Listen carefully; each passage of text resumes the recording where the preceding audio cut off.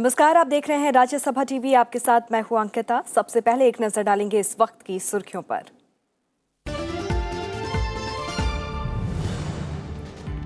Pornography, social media और इसका बच्चों और समाज पर होने वाले असर को लेकर राज्यसभा सभापति एम वेंकैया नायडू ने एडहॉक कमेटी का किया गठन। इसी मामले पर गठित अनौपचारिक समूह में शामिल सांसद ही होंगे इसके सदस्य। जयराम रमेश होंगे चेयरमैन। आज से 1 महीने के भीतर सौंपनी होगी रिपोर्ट।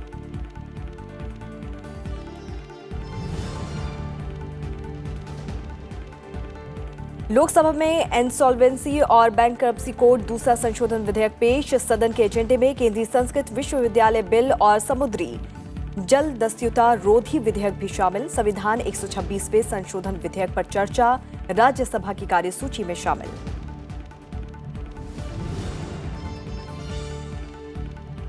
नागरिकता संशोधन विधेयक को संसद की मंजूरी। राज्यसभा से भी विधेयक पारित।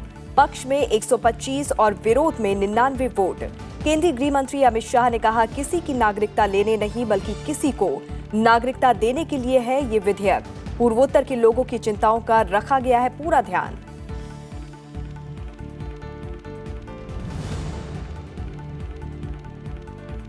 नागरिकता संशोधन विधेयक पारित होने के बाद किसी को भी चिंतित होने की जरूरत नहीं। प्रधानमंत्री नरेंद्र मोदी ने असम के लोगों के अधिकारों को संरक्षित करने की जताई प्रतिबद्धता। कहा, कोई भी आपके अधिकारों, विशिष्ट पहचान और सुंदर संस्कृति को छीन नहीं सकता।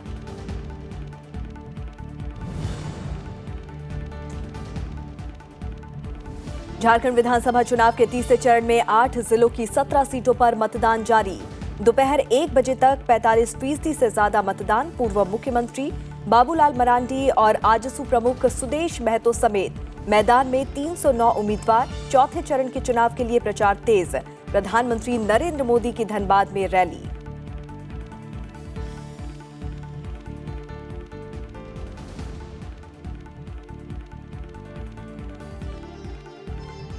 पोर्नोग्राफी, सोशल मीडिया और इसका बच्चों और समाज पर होने वाले असर की पड़ताल अब राज्यसभा की एडहॉक कमेटी करेगी। राज्यसभा सभापति एम वेंकैया नायडू ने 5 दिसंबर को इसी मामले पर अनौपचारिक समूह के गठन का ऐलान किया था, लेकिन इस अनौपचारिक समूह को आ रही लॉजिस्टिक परेशानियों के मद्देनजर सभापति ने इस मामले पर एडहॉक कमेटी के गठन का फैसला किया। उन्होंने आज सदन में बताया कि इसी मामले पर 5 दिसंबर को गठित अनौपचारिक समूह में शामिल सांसद ही इस एडहॉक कमेटी के सदस्य होंगे और उस अनौपचारिक समिति के कोऑर्डिनेटर जयराम रमेश अब एडहॉक कमेटी के चेयरमैन होंगे। उन्होंने एडहॉक कमेटी को आज से 1 महीने के भीतर रिपोर्ट सौंपने को कहा है। On the 5th December 2019, I had announced in the House constitution of an informal group to study the issue of pornography on social media and its effect on children and society as a whole, comprising of the following members: Sri Jairam Ramesh, Coordinator; Sri Amar Patnaik; Sri Dr. Ami Yagnik; Ms. Dora Sen; Srimati Jaya Bachchan; Srimati Kahkashan Parvin; Sri Raju Chandrasekhar; Professor M.V. Raju Gowda; Srimati Rupa Ganguly; Sri Sanjay Singh; Sri Tiruchi Siva; Srimati Vandana Chavan; Srimati Vijla Satyanath; Dr. Vinay P. Sahasrabudhe. The group has held few meetings to discuss the matter. However, Sri Jairam Ramesh, the coordinator of the informal group, met me, explained certain logistic problems being faced by the group, being an informal one. I have considered the matter and decided to form an ad hoc committee with the same composition. Sri Jairam Ramesh will be the chairman of the ad hoc committee. The terms of reference of the ad hoc committee will be under. Let's study the alarming issue of pornography and the social media and its effect on children and society as a whole. To hold comprehensive discussion on the subject with all the concerned. Submit a report within 1 month from today. It will not be extended under any circumstances. Rules relating to select committee on bills shall apply to this ad hoc committee also. Rajya Sabha में शून्यकाल के दौरान सदस्यों ने जनहित से जुड़े कई मुद्दे उठाए। बीजेपी के डॉक्टर सत्यनारायण जटिया ने मानवीय और प्राकृतिक आपदा को लेकर बचाव के उपायों का मुद्दा उठाया। डॉक्टर नरेंद्र जाधव ने food safety and standard authority of India के 2018-19 की रिपोर्ट में फूड सेफ्टी को लेकर जो बातें कही गई हैं उनका मुद्दा उठाया। इस रिपोर्ट में फूड सेफ्टी को लेकर राज्यों की लापरवाही और काफी मात्रा में सैंपल फेल होने की बात कही गई है। तो वहीं बीएसपी के सतीश मिश्रा ने जंतर मंतर पर अपनी मांगों को लेकर दिव्यांगों पर की गई पुलिस कार्रवाई का मुद्दा उठाया। प्रशासन के साथ साथ जो सामाजिक संगठनों के काम करने वाले लोग हैं, ऐसे हादसों में महत्वपूर्ण और इस प्रकार के आपदाओं में मदद करने का काम कर सकते हैं। प्राकृतिक आपदाओं के बारे में तो हमको पहले से पता लग जाता है, किंतु मानवीय और यांत्रिक आपदाओं के बारे में पता नहीं लगता है। इसलिए सरकार इस सारी बातों में ध्यान दे करके बचाव के प्रभाव करे। The authority has also indicated that several states have not been able to put in place full-time officers for food safety and do not have proper food testing laboratories. This issue is of grave importance as it poses a serious threat to public health, and the 31 food-borne hazards which have been identified by the World Health Organization could potentially result in countless deaths and innumerable illnesses. Bharat में SC/ST की आबादी लगभग 25% है, लेकिन इस वर्ग के लोग जो जेलों में बंद हैं उनकी संख्या 34% से ज़्यादा है। असम, तमिलनाडु, महाराष्ट्र, राजस्थान जैसे राज्यों में स्थिति और भी गंभीर है। अकेले तमिलनाडु में जहां इन समुदायों की संख्या आबादी 21% है, वहाँ 38% विचाराधीन कैदी हैं। दलित और आदिवासियों के विरुद्ध आई उत्पीड़न की शिकायतों पर कार्रवाई होती नहीं, उल्टा उत्पीड़न करने वाले दबंग लोग अपने बचाव में उन गरीब लोगों के खिलाफ केस दर्ज करा देते हैं और इन मामलों में तत्परता से कार्रवाई कर इन्हें भी अपराधी घोषित करने के लिए रिपोर्ट दर्ज करा देते हैं। Minister of social justice of empowerment as well as जो रेलवे मिनिस्टर हैं उनको मेरा अनुरोध है, उनसे डायरेक्टली भी आपके माध्यम से भी है कि वो इसको देखें और उनको जस्टिस दिलाएं। वो जस्टिस मिलने के बाद वो कम से कम अपना जीवन व्यापन कर सकें। उत्तर प्रदेश में आपको मालूम है कि डॉक्टर शकुंतला मिश्रा यूनिवर्सिटी के नाम से डिसेबिलिटीज यूनिवर्सिटी बनी थी जब बहन मायावती जी मुख्यमंत्री थी, जहां पर I am very happy that he would respond. और वहां पर खाली डिसेबल्स के लिए रिजर्वेशन है। मैं चाहता हूं राइट मंत्री जी, सभापति महोदय, मिनिस्ट्री इज रेस्पॉन्डिंग।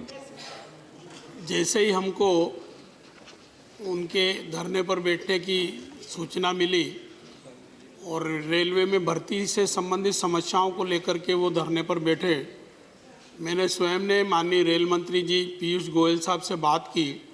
हम दोनों ने विचार विमर्श किया। फिर मेरे विभाग के अधिकारी भी उनके पास बातचीत करने के लिए गए और रेलवे के अधिकारी भी गए, परंतु मामला तालमेल नहीं बैठने के कारण हल नहीं हो पाया।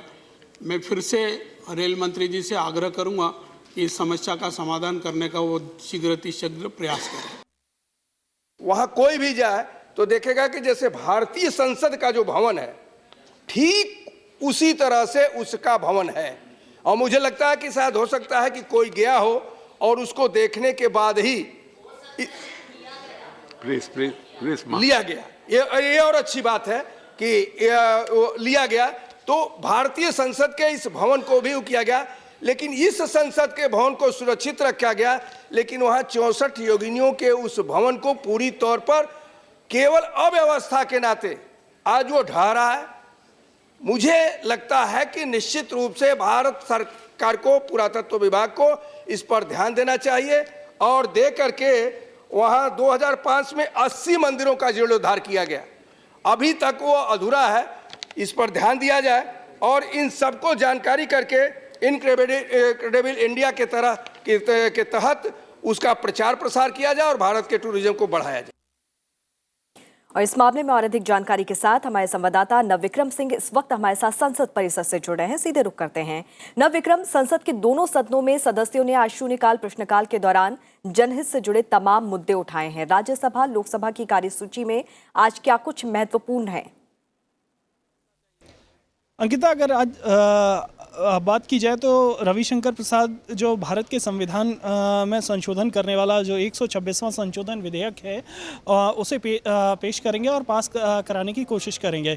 इस विधेयक के मुताबिक जो SC/ST का जो विधानसभाओं और संसद में जो आरक्षण है उसे 10 साल बढ़ाया जाना है। इसके अलावा एक और अहम विधेयक है जो संविधान का आदेश दूसरा संशोधन विधेयक 2019 है। इसके तहत भी कई जातियों को शामिल करना है SC ST कैटेगरी में।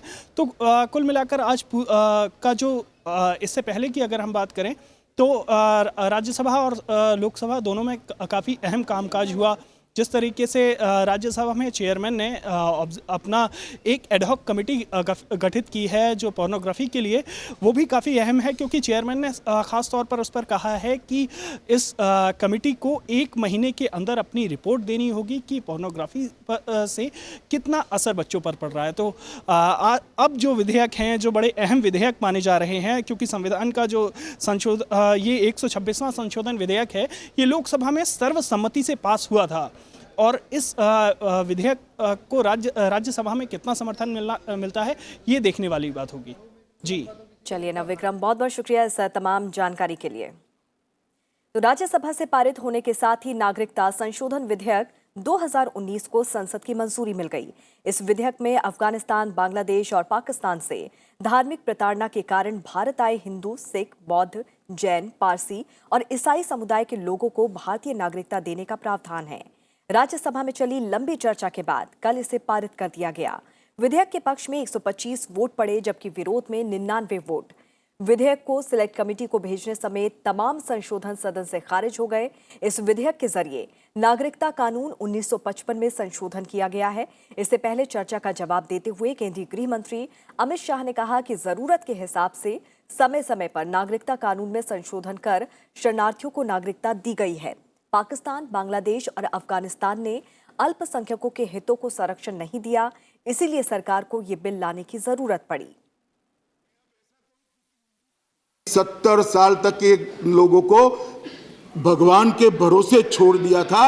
इसको न्याय नरेंद्र मोदी जी ने देकर इतिहास इसको सुवर्ण अक्षर से अंकित। लाखों करोड़ों लोग नर्क की यातना में जी रहे थे, उनको न्याय किसी ने नहीं दिया क्योंकि वोट बैंक की लालच के अंदर आंखें अंधी हुई थी, कान बहरे हुए थे, उनकी चीखें नहीं सुनाई पड़ती थी। मान्यवर नरेंद्र मोदी जी ने वोट बैंक की राजनीति के लिए कभी कुछ नहीं किया, केवल और केवल ये पीड़ितों को न्याय करने के लिए नरेंद्र मोदी जी ये बिल लेकर आए हैं। बिल की वैधानिकता और संवैधानिकता पर सवाल का जवाब देते हुए केंद्रीय गृह मंत्री ने कहा कि अनुच्छेद 14 संसद को रीजनेबल क्लासिफिकेशन के आधार पर कानून बनाने से नहीं रोकता है। उन्होंने बिल में मुस्लिम समुदाय को शामिल नहीं किए जाने पर कहा कि विधेयक में जिन 3 देशों से आए लोगों को शामिल किया गया है उसमें वहां के अल्पसंख्यकों को भी शामिल किया गया है। मेरे लिए तो बड़ी आश्चर्य की बात है कि 6 धर्म के लोगों को ला रहे, इसका कोई एप्रिसिएशन नहीं है। सिर्फ मुस्लिम क्यों नहीं है ये बात पूछी। खैर क्यों नहीं है ये भी मैं बताता हूं। मान्यवर क्यों नहीं है ये भी बताता हूं कि ये बिल हम ये 3 देशों के अंदर जो धार्मिक प्रताड़ना जिन लघुमतियों पर हुई है उनको शरण देकर उनके सारे पास्ट के जो कागज नहीं है सब चीजों को छोड़कर नागरिकता देने के लिए लेकर आए हैं। अनुच्छेद 14 में जो समानता का अधिकार दिया है, संसद को ऐसा कानून बनाने से नहीं रोकता जो रीजनेबल क्लासिफिकेशन के आधारित हो, और रीजनेबल क्लासिफिकेशन आज यहां है। हम कोई एक धर्म को नहीं दे रहे, हम ये 3 देशों की माइनॉरिटी को ले रहे हैं और सभी की सभी माइनॉरिटी को ले रहे हैं, एक क्लास को ले रहे हैं, और उसमें भी वो क्लास को जो धार्मिक प्रताड़ना से प्रताड़ित है।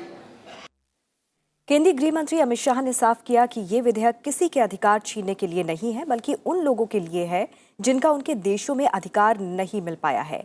गृह मंत्री ने विपक्षी दलों को राजनीतिक चश्मे से नहीं देखने की अपील की। आप कह रहे हैं कि इससे मुसलमानों का अधिकार चला गया, मुसलमानों का अधिकार चला गया, मुसलमानों का अधिकार चला गया। मुझे बताइए सिब्बल साहब, इसमें मुसलमानों का जो भारत का मुसलमान है इसका अधिकार कैसे जाता है? इसकी नागरिकता कोई नहीं छीन रहा साहब। ये नागरिकता देने का बिल है, नागरिकता लेने का बिल नहीं है। ये नागरिकता देने का बिल है।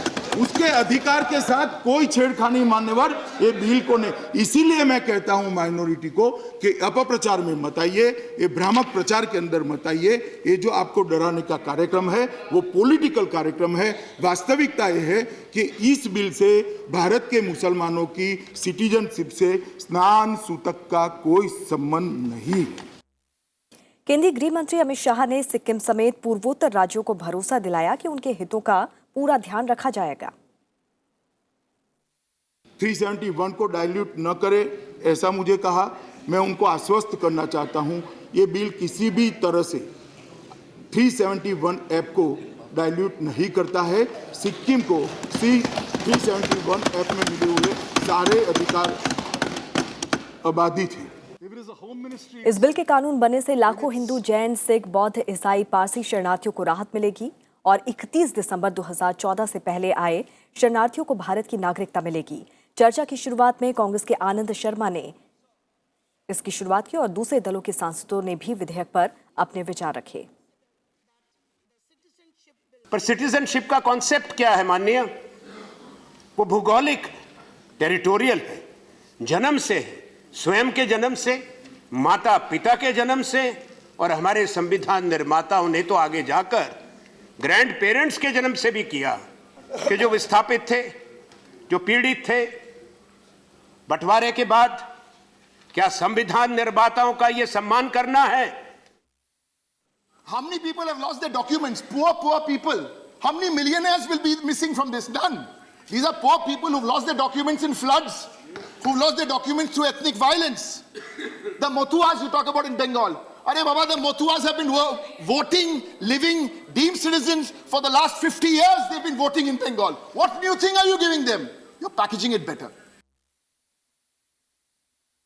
क्या कुछ प्रॉब्लम, रिलीजियस प्रॉब्लम्स भूटान के क्रिश्चियंस के साथ नहीं है?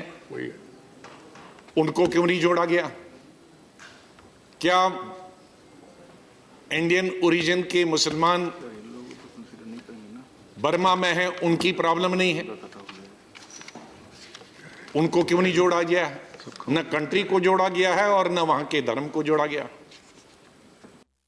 मैं मानता हूं ये बिल धार्मिक नहीं है, ये बिल मानवता के आधार पर उसका ऊपर चर्चा होनी चाहिए। और हमें ये भी पता है कि घुसपैठ और शरणार्थी में फर्क है।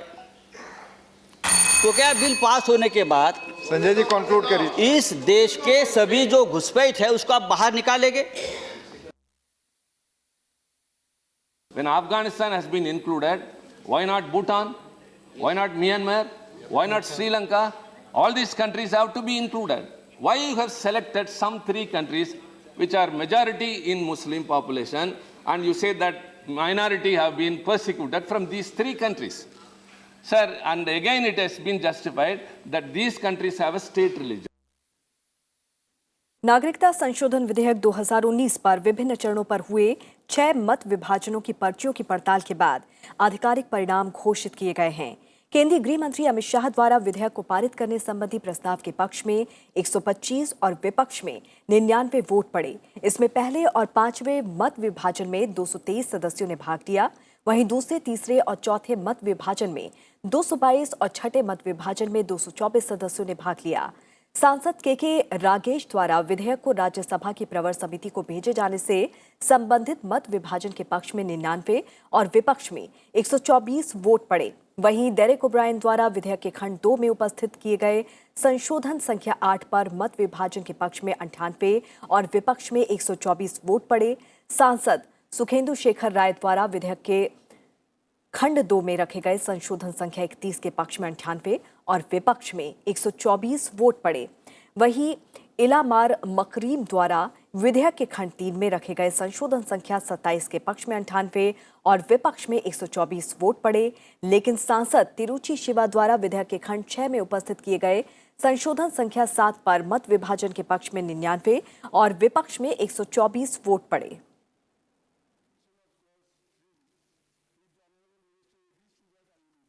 नागरिकता संशोधन विधेयक को संसद की मंजूरी मिलने के बाद प्रधानमंत्री नरेंद्र मोदी ने इसे देश के लिए ऐतिहासिक दिन बताया। राज्यसभा में बिल को मंजूरी मिलने के बाद प्रधानमंत्री ने ट्वीट किया और कहा कि यह हमारे देश के दया और भाईचारे के लिए एक ऐतिहासिक दिन है। उन्होंने राज्यसभा से विधेयक के पारित होने और इसका समर्थन करने वाले सांसदों का आभार भी जताया। उन्होंने कहा कि ये विधेयक उन लोगों की पीड़ा को दूर करेगा जो वर्षों से प्रताड़ित किए जाते रहे हैं। प्रधानमंत्री नरेंद्र मोदी ने असम के लोगों के हितों की रक्षा को लेकर प्रतिबद्धता जताई है। प्रधानमंत्री नरेंद्र मोदी ने ट्वीट कर असम वासियों से कहा है कि किसी को भी नागरिकता बिल पारित होने के बाद चिंतित होने की जरूरत नहीं है। उन्होंने भरोसा दिलाया कि कोई भी असम के लोगों के अधिकारों, विशिष्ट पहचान और सुंदर संस्कृति को आपसे नहीं छीन सकता है। ये सब कुछ पहले की तरह गतिमान और विकसित होता रहेगा। साथ ही उन्होंने कहा कि केंद्र सरकार असम के लोगों के संवैधानिक, राजनीतिक, भाषाई, सांस्कृतिक और भूमि अधिकारों को क्लॉज 6 के भावना के अनुरूप संरक्षित करने के लिए प्रतिबद्ध है। संसद भवन पर 13 दिसंबर 2001 को हुए आतंकी हमले में अपना जीवन बलिदान करने वाले शहीदों की याद में कल सुबह 10:30 बजे संसद भवन के गेट संख्या 11 और 12 के बीच कार्यक्रम का आयोजन किया जाएगा। इस अवसर पर शहीदों के सम्मान में मौन रखा जाएगा और उनको पुष्पांजलि भी अर्पित की जाएगी। इस मौके पर Indian red cross society lawn में एक रक्तदान शिविर भी लगा है। इसमें सांसद भी स्वैच्छिक रूप से रक्तदान करेंगे। सभापति एम वेंकैया नायडू ने सांसद राज्यसभा की स्थानीय क्षेत्र विकास योजना संबंधी समिति का पुनर्गठन किया है। उपसभापति राज्यसभा की अध्यक्षता वाली इस समिति में Saroj Pandey, Akhilesh Prasad Singh, doctor Shantanu Sen, SR Balasubrahmanyam, Vishambhar Prasad Nishad, Bhaskar Rao नेकांती, Kahkasha Parveen, B लिंगियाह Yadav, के सोम प्रसाद, M शनमुगम और कनक मेदला रविंद्र कुमार को सदस्य बनाया गया है। नई समिति 11 दिसंबर से प्रभावी हुई है। सभापति राज्यसभा एम वेंकैया नायडू ने सांसद V लक्ष्मीकांत राव को नियम समिति का सदस्य मनोनीत किया है। तो वहीं 11 दिसंबर को सांसद डॉक्टर K केशव राव के कार्य मंत्रणा समिति संबंधी समिति की सदस्यता से त्यागपत्र देने के चलते एक रिक्ति हो गई है। झारखंड में विधानसभा चुनाव के तीसरे चरण के मतदान जारी हैं। तीसरे चरण में 8 जिलों की 17 विधानसभा सीटों पर वोट डाले जा रहे हैं। इस चरण में 32 महिलाओं समेत कुल 309 उम्मीदवार मैदान में हैं। ये 3 तस्वीरें हैं झारखंड के अलग अलग इलाकों की, जहां पर मतदान को लेकर लोगों के बीच खासा उत्साह देखने को मिल रहा है। सुबह से ही मतदान केंद्रों पर लोग अपनी बारी का इंतजार करते नजर आ रहे हैं। महिलाओं, बुजुर्गों और युवा मतदाताओं में मतदान को लेकर खासा उत्साह देखने को मिल रहा है। जिन सीटों पर मतदान जारी है उनमें रांची की 5, हजारीबाग की 4, बोकारो और रामगढ़ की 2 और कोडरमा, चतरा, गिरिडीह और सरायकेला खरसावा की 1 सीट शामिल है। इस चरण में करीब 56 लाख मतदाता अपने मताधिकार का इस्तेमाल करेंगे। तो वहीं चुनाव के लिए कुल 7016 मतदान केंद्र बनाए गए हैं। प्रधानमंत्री नरेंद्र मोदी ने झारखंड के धनबाद में चुनावी रैली को संबोधित किया। नागरिकता संशोधन विधेयक पर उन्होंने कहा कि विपक्ष इस मामले में भ्रम फैलाने की कोशिश कर रहा है और हम एक्ट ईस्ट पॉलिसी पर काम कर रहे हैं। ऐसे ईसाई परिवार आज भी बहुत ही दयनीय स्थिति में जिंदगी गुजार रहे हैं। साथियों, आज जब ऐसे लाखों गरीब, प्रताड़ित, वंचित, शोषित दलित परिवार, सिख परिवार, ईसाई परिवार, उनको भाजपा ने अपने वादे के अनुसार नागरिकता देने का कानून बनाया, तो कांग्रेस और उसके साथी उसका भी विरोध कर रहे हैं। आप मुझे बताइए भाइयों बहनों, उनको न्याय मिलना चाहिए कि नहीं मिलना चाहिए? उनको भारत में शरण मिलनी चाहिए कि नहीं मिलनी चाहिए? उनको अधिकार मिलना चाहिए कि नहीं मिलना चाहिए? और अब बात पर्यावरण और जलवायु परिवर्तन को लेकर खास पेशकश की।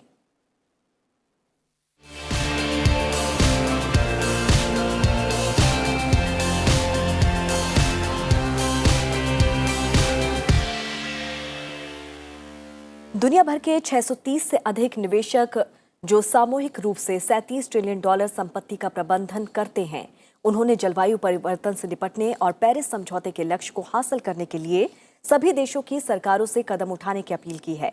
मैड्रिड में चल रहे COP25 कॉन्फ्रेंस में निवेशकों ने कॉल टू एजुकेशन के लिए बयान जारी किया और इसमें कहा गया है कि वैश्विक स्तर पर स्वच्छ ऊर्जा को अपनाया जा रहा है, लेकिन कार्बन उत्सर्जन में कमी लाने के लिए और कदम उठाए जाने की जरूरत है। इससे अर्थव्यवस्था, समाज और जलवायु जोखिमों के लिए वित्तीय प्रणाली में सुधार हो सके। इसके लिए थर्मल पावर में कमी, पेट्रोलियम सब्सिडी खत्म करना और तय लक्ष्यों को पूरा करने के लिए हर देश के लिए निर्धारित योगदान को मजबूत करना होगा।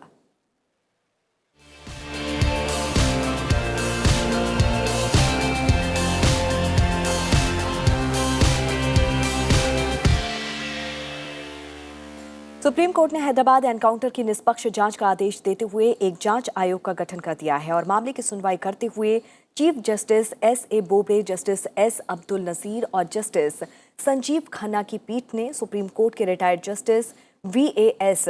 सिरपुरकर की अगुवाई में 3 सदस्यों वाले जांच आयोग का गठन किया है। एनकाउंटर की जांच के लिए बने आयोग का दफ्तर हैदराबाद में बनाया जाएगा।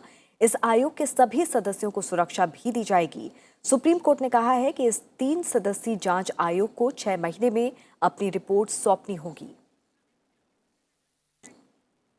और इसी के साथ इस बुलेटिन में फिलहाल इतना ही। अंत में एक नजर डाल लेते हैं देश भर के मौसम के हाल पर।